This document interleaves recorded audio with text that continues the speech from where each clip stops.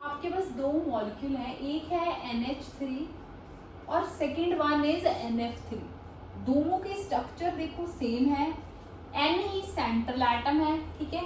तीन बॉन्ड्स बने हैं, इधर हाइड्रोजन के साथ, इधर फ्लोरीन के साथ, और एक लोन पेयर को ऐसे क्लाउड में हम लगाते हैं। दोनों के पास एक एक क्लाउड है, लेकिन फिर भी NH3 जो है उसकी डायपोल मोमेंट नॉन जीरो है, लेकिन जो NF3 है उसकी जीरो है। स्ट्रक्चर पिरामिडल है। ऐसी स्ट्रक्चर को तीन बॉन्ड हो, एक लोन पेयर हो, उसको पिरामिडल बोलते हैं। वेस्पर में हम ये सारी स्ट्रक्चर्स याद करेंगे। यहाँ पे क्वेश्चन है कि स्ट्रक्चर दोनों की पिरामिडल है, लेकिन डायपोल मोमेंट में फर्क है क्यों? Hello everyone, welcome back to Incredible Chemistry. I hope you all are doing good. So आज हम चैप्टर 4 को फर्दर कंटिन्यू करने जा रहे हैं। फर्स्ट टॉपिक जो हम आज करेंगे that is formal charge. Okay, formal charge समझने से पहले if you are new to channel please subscribe my channel and like the video. Okay, so formal charge क्या होता है? देखो, एक होता है चार्ज, सिंपल चार्ज, जैसे मान लो SO4 2 नेगेटिव है, सल्फेट पे 2 नेगेटिव होता है ना। कुछ NO2 नेगेटिव, ओके, जैसे और भी बहुत सारे कंपाउंड आते हैं हमारे पास। SO3 2 नेगेटिव है ना। ये जो 2 नेगेटिव्स हैं, ये जो नेगेटिव्स लगाए हैं, ये होल पे SO4 पूरे पे 2 नेगेटिव चार्ज है। यानी अगर हम लिखें इसको तो हम ऐसे लिख सकते हैं SO4 और होल का चार्ज है 2 नेगेटिव। ऐसे लिख सकते हैं SO3 होल का चार्ज है 2 नेगेटिव। लेकिन अगर हम सिंगल सल्फर पे बात करें तो क्या उसका चार्ज रहेगा, या सिंगल ऑक्सीजन की बात करें तो क्या चार्ज रहेगा? ओवरऑल चार्ज -2 है। सिंगल एटम पे कितना चार्ज है वो कौन बताता है? फॉर्मल चार्ज बताता है, ठीक है। सपोज करो आपको एक मॉलिक्यूल गिवन है, ओजोन मॉलिक्यूल गिवन है। ऐसा नहीं कि आपको ओजोन मॉलिक्यूल की स्ट्रक्चर गिवन होगी, हर बार ऐसा नहीं होता। समटाइम्स क्या होता है, आपको लिखा होता है कि ओजोन के तीनों एटम्स जो है उनका आपको फॉर्मल चार्ज निकालना है। तो फॉर्मल चार्ज निकालने के लिए पहले आपको ये लुईस स्ट्रक्चर आनी चाहिए, बनानी है ना। वो हमने लास्ट वीडियो में की थी, वो आपको डिस्क्रिप्शन बॉक्स या आई बटन में मिल जाएगी। पहले जाके लुईस स्ट्रक्चर देख के आओ, उसके बाद फॉर्मल चार्ज पे आना, ठीक है। ये हमारी ओजोन की लुईस स्ट्रक्चर होगी। ओके, तो हम क्या करते हैं, हमने अगर फॉर्मल चार्ज निकालना है, हम हर एटम पे फॉर्मल चार्ज निकालते हैं। ओके, जैसे ये वाला इसको दे दिया फर्स्ट, रोमन में फर्स्ट मार्क कर दिया, इसको सेकेंड मार्क कर दिया, और इसको हमने थर्ड मार्क कर दिया। ओके, अब हम क्या करेंगे, अब हम लिखेंगे फॉर्मल चार्ज को FC on oxygen 1 is equals to, कैसे करेंगे, ये रहा formula, total number of valence electron in free atom. Okay, oxygen जब फ्री स्टेट में था उसकी कॉन्फ़िगरेशन क्या होती है? 2s2 2p4 है ना, यानी 6 valence electron.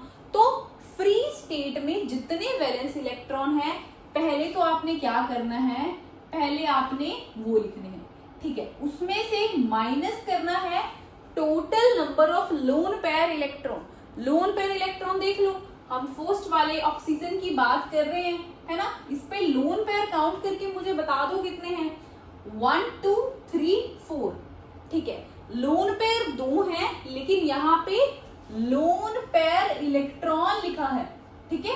That means lone pair 2 है, लेकिन इलेक्ट्रॉन्स 4 हो गए 2 पेयर में, है ना। तो यानी -4 minus half of total number of shared pair electron. Half of क्या करना है? Total number of shared pair electron. ये ऑक्सीजन ने कितने शेयर किए हुए हैं? ये देखो 1 2 3 एंड 4 शेयर किए हैं, है ना। तो कैंसिल आउट हो गया, 2 आ गया, 6 - 4 2, 2 - 2 तो 0 चार्ज आ गया फर्स्ट पे। Okay, come to oxygen number 2, this is oxygen number 2। Okay, इस पे अगर हम फॉर्मल चार्ज देखें तो you may write formal charge on oxygen second वाली ऑक्सीजन। हमने इनको नंबरिंग दे दी है क्योंकि देखो अगर तो कुछ अलग एटम होते, जैसे अगर हम SO4 की बात करते, इसमें हमने फॉर्मल चार्जेस निकाले हैं तो हम मार्क नहीं करते क्योंकि S और O अलग अलग हैं, उसमें भी जो 4 O हैं उनको लेकिन मार्क करना पड़ता।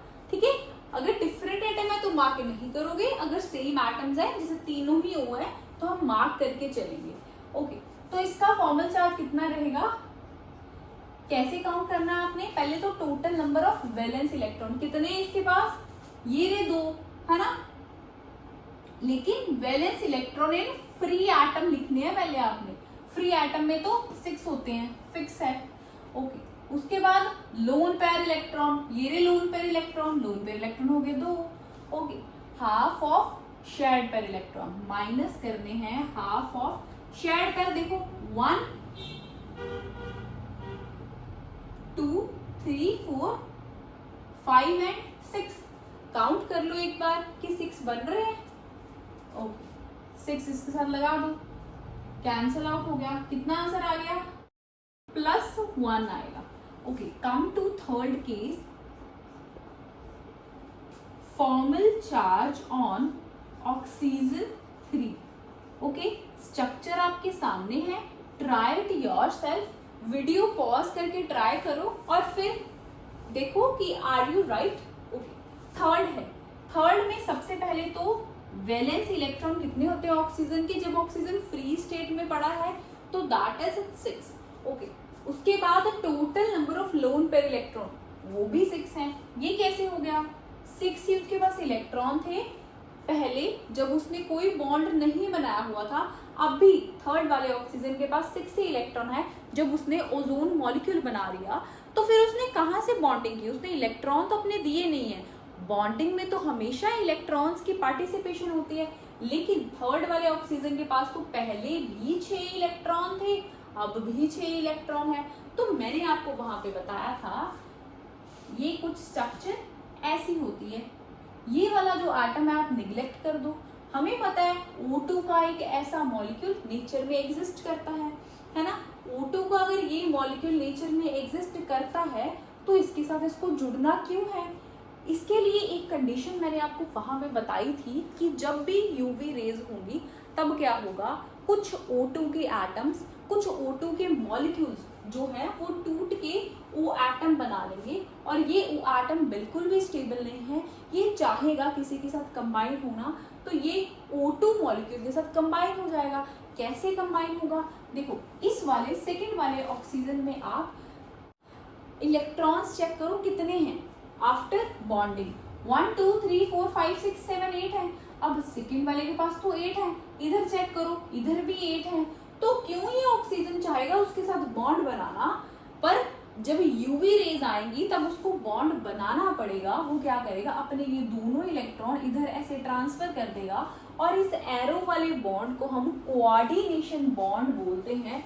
मैंने आपको लास्ट वीडियो में पढ़ाया था ये कि कोऑर्डिनेशन बॉन्ड जो होता है वो टाइप ऑफ कोवलेंट बॉन्ड ही है, लेकिन उसमें कोवलेंट बॉन्ड और कोऑर्डिनेशन बॉन्ड में फर्क क्या है कि कोऑर्डिनेशन बॉन्ड में दोनों इलेक्ट्रॉन एक ही एटम शेयर करता है, ये देखो दोनों इलेक्ट्रॉन एक ही एटम ने शेयर कर दी इसमें, लेकिन कोवलेंट बॉन्ड में एक इलेक्ट्रॉन इस वाले का होता है, एक इलेक्ट्रॉन इस वाले का होता है, और ये ऐसी कुछ स्ट्रक्चर बन गई after covalent, after coordination bond. Okay, लेकिन ईज के लिए मैंने आपको बोला था कि आपको ऐसे ही शो करना है, ठीक है, दैट्स व्हाई यहाँ पे 6 ही वैलेंस इलेक्ट्रॉन थे जब फ्री स्टेट में ऑक्सीजन पड़ी थी, अब 6 ही अब है जब ओजोन ने उसको बाइंड कर लिया है। Okay, total number of shared pair electron कितने हैं, 2 हैं, 1 और 2, तो आंसर वुड बी -1। ओके, इसको ध्यान से देखो, दिस इज इंपॉर्टेंट टॉपिक, आपको पेपर में एक क्वेश्चन इसका, 1-2 क्वेश्चन इसके पूछे जाते हैं। Now come to formal charges के कैरेक्टरिस्टिक क्या है फॉर्मल चार्जेस के। देखो फॉर्मल चार्जेस हमने पढ़ लिया, लेकिन फॉर्मल चार्जेस पढ़ने के बाद फॉर्मल चार्जेस क्या एग्जैक्टली एक पर्टिकुलर एक सिंगल एटम के चार्ज को बताते हैं, ये चीज करेक्ट है? ये चीज को समझने के लिए कुछ कैरेक्टरिस्टिक्स हम पढ़ेंगे। ओके, सबसे पहली बात क्या लिखी है, it do not indicate real charge separation. देखो, हमने ऐसा ओजोन का एक मॉलिक्यूल पढ़ा, ठीक है, जो फर्स्ट वाला एटम था उस पे 0 चार्ज आया, इस पे +1 आया, इस पे -1 आया, ऐसा चार्जेस आए थे, है ना। तो फर्स्ट स्टेटमेंट बोल रही है कि रियलिटी में ऐसा कुछ नहीं होता कि ये दोनों चार्जेस, यहाँ पे 0 है और यहाँ पे +1 से ये दोनों एटम्स सेपरेटेड हैं, ये नहीं है ये। लेकिन हम क्यों पढ़ रहे हैं? Come to next, it indicate charges on atom in Lewis structure. वो कह रहे हैं कि जब हम इस लुईस स्ट्रक्चर की बात कर रहे हैं ना, तब ये चार्जेस मायने लगते हैं। ये चार्जेस जो एग्जैक्टली होते हैं ना, वो हमें क्या बताते हैं? Helps in keeping track on valence electron.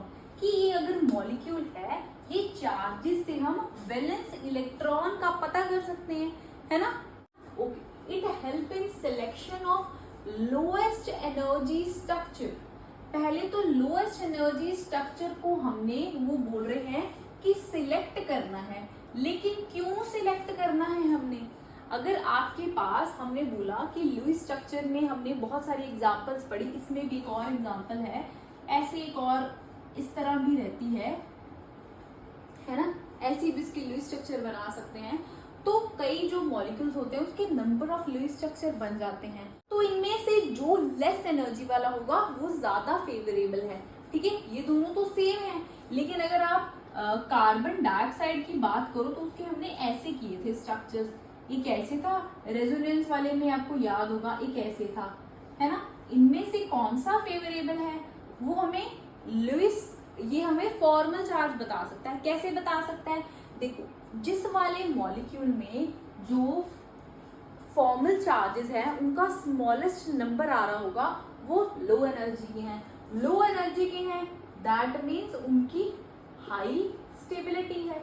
तो हमने वो वाला एटम, हमें पता चल गया कि ज्यादा उसी फॉर्म में जो मॉलिक्यूल है वो रह रहा है।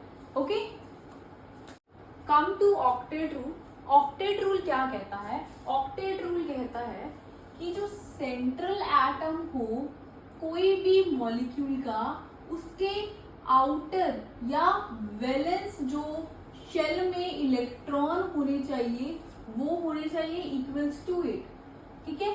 फॉर एग्जाम्पल हम बात करें NaCl की, तो NaCl मॉलिक्यूल किसके बेसिस पे हम एक्सप्लेन कर सकते हैं? ऑक्टेट रूल के बेसिस से हम एक्सप्लेन कर सकते हैं।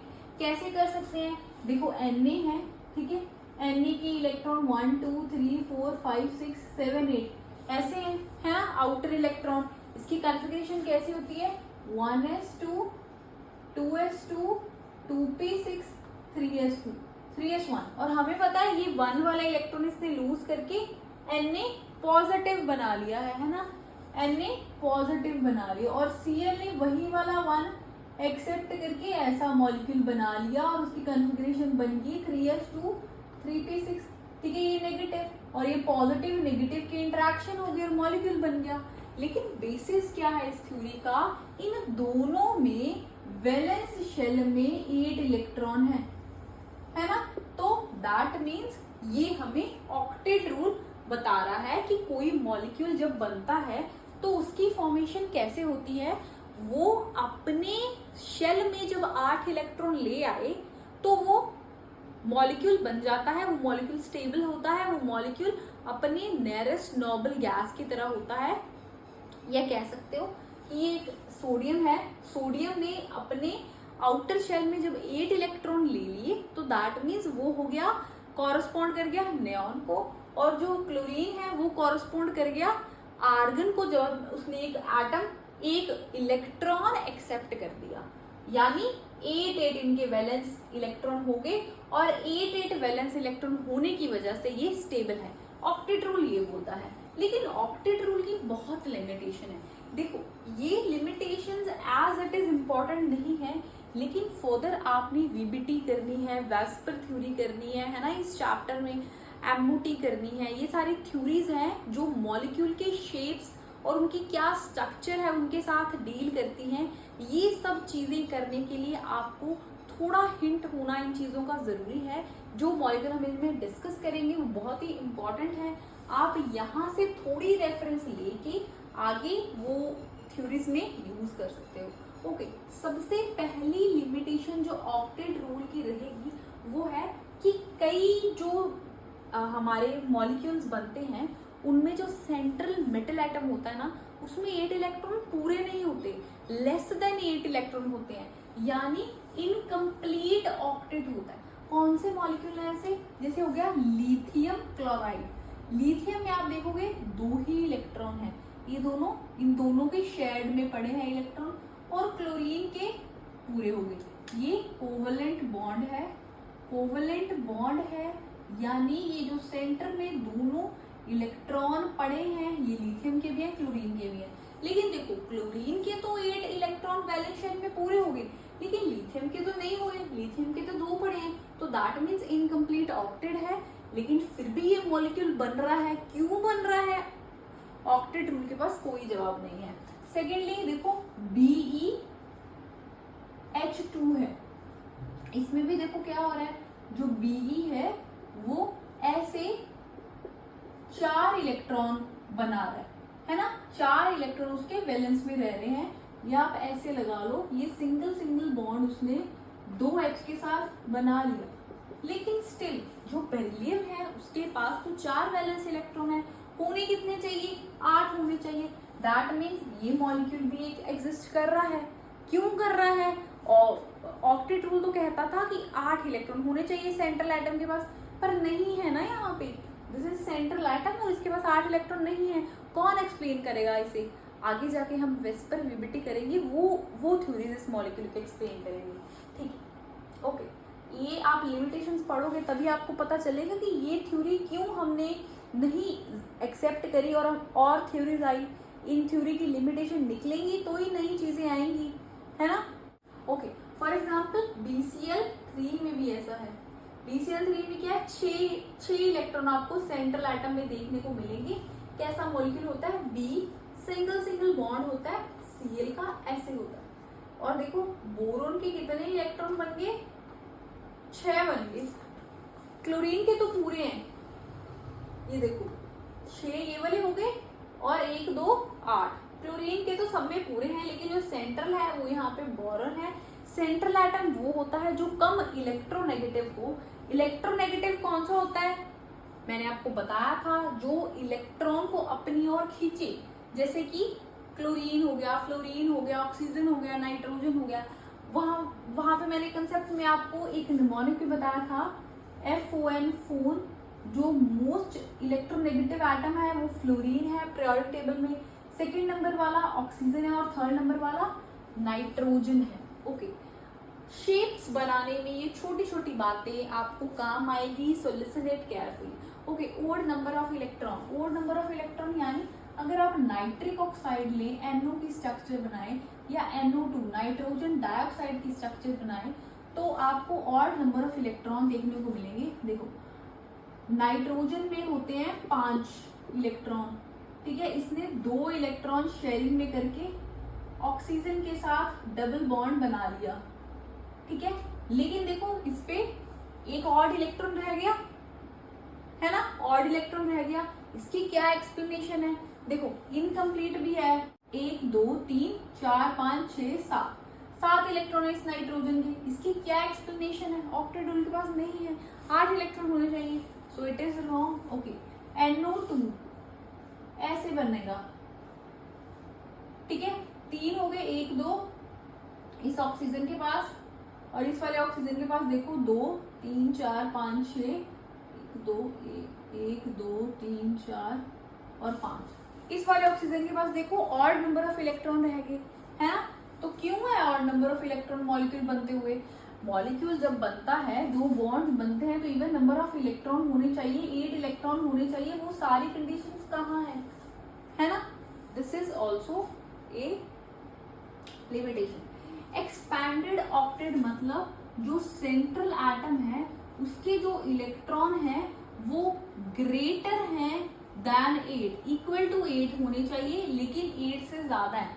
फॉर एग्जाम्पल ये चीज किस में होती है, कोई भी थर्ड पीरियड का कोई भी एलिमेंट ले लो, ठीक है, थर्ड पीरियड का कोई भी एलिमेंट, सल्फर ले लो SF6 हो गया, फॉस्फोरस ले लो PCl5 हो गया, इसके स्ट्रक्चर बनाओ, ऐसे स्ट्रक्चर बनेगी इसकी SF6 की। देखो F पे तो आपको पता चल रहा होगा कि 8 इलेक्ट्रॉन है, 1 2 3 4 5 6 7 8। हर फ्लोरीन पे ऐसे ही 3 लोन पेयर पड़े हैं, ठीक है, और एक उसका बॉन्ड पेयर है, यानी जो टोटल इलेक्ट्रॉन है वो 8 इलेक्ट्रॉन हो गए। लेकिन अगर सेंट्रल मेटल एटम की बात करें तो कितने इलेक्ट्रॉन है, आप काउंट करो, 1 2 3 4 5 6 7 8 9 10 11 12 इलेक्ट्रॉन हो गए, ठीक है। So that means octet rule से नहीं बना ये मॉलिक्यूल, ऑक्टेट रूल नहीं फॉलो कर रहा, तो क्या रूल है वो हम देखेंगे। PCl5 की भी स्ट्रक्चर आप बना लो ऐसे ही,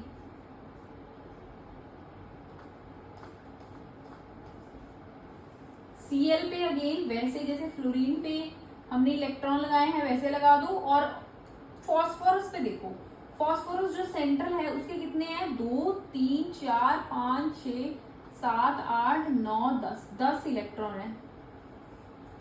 सो दैट मीन्स यहाँ पे इन दोनों मॉलिक्यूल की एक्सपैंडेड ऑक्टेट है, ये हमें वेस्पर बताएगा क्यों। ओके ठीक है, ऑक्टेट रूल बोलता था कि 8 इलेक्ट्रॉन जब एक वैलेंस शेल में हो जाए तो एटम जो है, तो जो मॉलिक्यूल है वो स्टेबल है, उसके बाद वो रिएक्ट नहीं करता। लेकिन नोबल गैसेस देखो, जो जेनॉन है, जो क्रिप्टन है ना, ये सबके पास तो वैलेंस में 8 इलेक्ट्रॉन पड़े हैं, लेकिन फिर भी ये मॉलिक्यूल बना रहे हैं, फिर भी ये किसी के साथ रिएक्ट कर रहे हैं। क्यों कर रहे हैं, कुछ रीजन नहीं था ऑक्टेट के पास। ओके, ये एक इसकी बहुत बड़ी लिमिटेशन है कि ये शेप ऑफ मॉलिक्यूल नहीं बताता, ठीक है। अगर मान लो ये है, ये मॉलिक्यूल है, ये मॉलिक्यूल है, इसमें जो यहाँ पे बीच में एंगल है कितना होगा वो नहीं बताया जा रहा, यहाँ पे एंगल होगा वो नहीं बताया जा रहा, शेप नहीं बता रही है ना, वेस्पर बताएगा शेप आपको। Okay, doesn't explain relative stability, stability की बात भी नहीं कर रहा। Okay, our next topic is dipole movement. देखो, दो तरह के कोवलेंट मॉलिक्यूल हम पढ़ते हैं, कौन कौन से, एक होता है H2, एक होता है HF। H2 हो गया, H2 का मॉलिक्यूल कुछ ऐसा रहेगा, है ना, HF का मॉलिक्यूल ऐसा रहेगा, है ना, यहाँ पे इसके वैलेंस इलेक्ट्रॉन हो गए, है ना। लेकिन देखो ये दोनों एटम्स तो सिमिलर थे H2 में, है ना, ये दोनों एटम्स H2 की बात करें तो सिमिलर थे दोनों H, तो जो शेयर्ड पेयर ऑफ इलेक्ट्रॉन का पुल है वो इक्वल रहेगा, ठीक है, जितना इसकी तरफ जा रहा है उतना इसकी तरफ जाएगा। लेकिन अगर हम बात करें HF मॉलिक्यूल की, तो H और F दोनों अलग अलग मॉलिक्यूल हैं, तो ये जो बॉन्ड है ये किसकी तरफ ज्यादा अट्रैक्टेड रहेगा, यानी ये दोनों जो इलेक्ट्रॉन है अगर हम ऐसे बना दें इसको, तो ये जो सेंटर वाली इलेक्ट्रॉन है इसका जो पुल है किसकी तरफ ज्यादा रहेगा, जो एटम इलेक्ट्रोनेगेटिव होगा। यानी यहाँ पे इलेक्ट्रोनेगेटिव F और H में से कौन सा है, H है, तो यानी ऐसा कुछ रहेगा, इसके पास इलेक्ट्रॉन रहेंगे, ये दोनों इलेक्ट्रॉन इसके भी हैं, लेकिन इसकी तरफ F की तरफ ज्यादा अट्रैक्टेड रहेंगे, क्योंकि F का जो इलेक्ट्रोनेगेटिविटी है, ये इलेक्ट्रोनेगेटिविटी का सिंबल होता है, वो ज्यादा है, ठीक है। इसी बात को एक्सप्लेन करता है डायपोल मूवमेंट। ओके, कैसे फाइंड आउट करते हैं डायपोल, देखो कितना इसकी तरफ, ये जो शेयर्ड पेयर ऑफ इलेक्ट्रॉन है कितना इसकी तरफ इसका पुल है, वो चीज हमें डायपोल मूवमेंट बताएगी। कैसे बताएगी, अगर हमने न्यूमेरिकली देखना है तो हम जो चार्ज है उसको डिफरेंस ऑफ सेपरेशन है इनका, जितनी सेपरेशन है इसके साथ मल्टीप्लाई कर देंगे तो हमारे पास एक न्यूमेरिकल वैल्यू आ जाएगी जिसके यूनिट्स डिबाई रहेंगे, ठीक है, ये लिखने हैं आपको। और 1 डिबाई आपके सामने है 3.3 × 10⁻³ कूलम मीटर है, ये सेंटीमीटर नहीं है, कूलम। इसके बाद मैंने इतनी स्पेस छोड़ के मीटर लिखा है, ठीक है, दिस इज कूलम मीटर। ये चीज आपको याद रखनी है। न्यूमेरिकल पार्ट जब हम करेंगे चैप्टर के लास्ट पे हम एक न्यूमेरिकल या क्वेश्चन सेशन रखेंगे, वहां पे मैंने आपको सारी तरह के न्यूमेरिकल करवाऊंगी, ठीक है। वहां पे आपको कुछ क्वेश्चन ऐसे देखने को मिलेंगे जहां पे डिबाई देखो ऐसा यूनिट है, ठीक है, जहां पे आपको कूलम मीटर दिया होगा, आपने डिबाई में चेंज करना होगा या इसका रेसिप्रोकेट करना होगा इस चीज का, तो वहां पे आपको ये काम आएगा। ओके, तो it is a vector quantity. Vector quantity क्या है? फिजिक्स पे थोड़ा चलो, फिजिक्स में आपने देखा होगा वेक्टर क्वांटिटी कौन सी होती है, जिसका कुछ मैग्नीट्यूड भी होता है और कुछ उसकी डायरेक्शन भी होती है। मैग्नीट्यूड तो ठीक है, मैग्नीट्यूड यानी न्यूमेरिकल वैल्यू तो हमने इस फॉर्मूला से निकाल ली, लेकिन डायरेक्शन कैसे निकालेंगे वो बहुत जरूरी है केमिस्ट्री में, वो देखेंगे। देखो ये एक ऐसा टॉपिक है डायपोल मूवमेंट वाला, अगर आप कर लोगे यहाँ पे तो आपका फिजिक्स का पार्ट भी इससे कवर हो जाएगा। बहुत हद तक फिजिक्स का भी ये पार्ट रहता है, न्यूमेरिकल आने के चांसेस हैं तो कवर हो जाएगा, तो ध्यान से सुनो। ओके, देखो ये मॉलिक्यूल्स मैंने कुछ बना दिए हैं जिनका आइडेंटिकल एटम्स नहीं है, जिनके पास H2 में आइडेंटिकल एटम्स थे, तो जो ये शेयर्ड पेयर ऑफ इलेक्ट्रॉन था, ये दोनों की तरफ उसका सिमिलर अट्रैक्शन था। ये जो H2 वाला मॉलिक्यूल है इसको हम बोलेंगे नॉन पोलर बॉन्ड, कोई पोलैरिटी नहीं है, नॉन पोलर है। लेकिन ये वाला जो बॉन्ड है इसको बोलेंगे पोलर बॉन्ड, कुछ पोलैरिटी है। क्यों पोलैरिटी है? क्योंकि इलेक्ट्रोनेगेटिविटी में डिफरेंस है। फ्लोरीन की इलेक्ट्रोनेगेटिविटी ज्यादा है। इलेक्ट्रोनेगेटिविटी यानी इलेक्ट्रॉन को खींचने की जो पावर है फ्लोरीन के पास वो ज्यादा है। ओके, ये मॉलिक्यूल है, इसमें इलेक्ट्रोनेगेटिविटी किसकी ज्यादा है? फ्लोरीन की ज्यादा है। तो आप हाइड्रोजन से शुरू करके फ्लोरीन तक एक ऐसा एरो बना दो और यहाँ पे एक लाइन बना दो, तो दैट मीन्स जो पुल ऑफ इलेक्ट्रॉन है वो फ्लोरीन की तरफ है, और इस मॉलिक्यूल के लिए यही डायरेक्शन है। ओके, ये मॉलिक्यूल पे आओ। सबसे पहले तो देखो H2O है, इसको हमने ऐसा क्यों नहीं बनाया? क्यों नहीं बनाया? ये चीज का क्या आंसर है? देखो ये चीज इसलिए हुई है क्योंकि जो ये मॉलिक्यूल हमने ऑक्टेट रूल के हिसाब से बना लिया है, ठीक है। ऑक्सीजन के यहाँ पे 2 लोन पेयर पड़े हैं, ऑक्टेट रूल के साथ मॉलिक्यूल तो हमने बना लिया, लेकिन इसकी शेप ये वाली क्यों है, ये वाली क्यों नहीं है, वो हम वेस्पर में देखेंगे। ओके, इसका जो वेस्पर के अकॉर्डिंग इसका जो यहाँ पे एंगल रहता है वो 104.5 डिग्रीज रहता है, ठीक है। आप इसको एक बार एज इट इज लर्न कर लो, ठीक है। डायपोल मूवमेंट समझ लो, फिर हम वेस्पर भी करेंगे। ओके, देखो पहले तो ये वाला बॉन्ड लो, इसमें 2 कोवलेंट बॉन्ड है और दोनों कोवलेंट बॉन्ड ही पोलर बॉन्ड है। पोलर यानी ये वाले जो दोनों एटम्स में बॉन्ड बन रहा है वो भी पोलर है, यानी उस तरफ इलेक्ट्रॉन का पुल होगा जो इलेक्ट्रोनेगेटिव ज्यादा होगा। इलेक्ट्रोनेगेटिव ज्यादा कौन सा है मैंने आपको बताया हुआ है, FON फॉर्मूला, निमोनिक याद कर लो। सबसे ज्यादा इलेक्ट्रोनेगेटिव जो एटम है वो है फ्लोरीन। इसकी हमने वैल्यू भी की थी, जो हमने पॉलिंग स्केल में इलेक्ट्रोनेगेटिविटी का कंसेप्ट किया था, 4.1 थी, है ना वैल्यू। तो ये सबसे ज्यादा इलेक्ट्रोनेगेटिव है। सेकंड नंबर पे ऑक्सीजन है और थर्ड नंबर पे नाइट्रोजन है।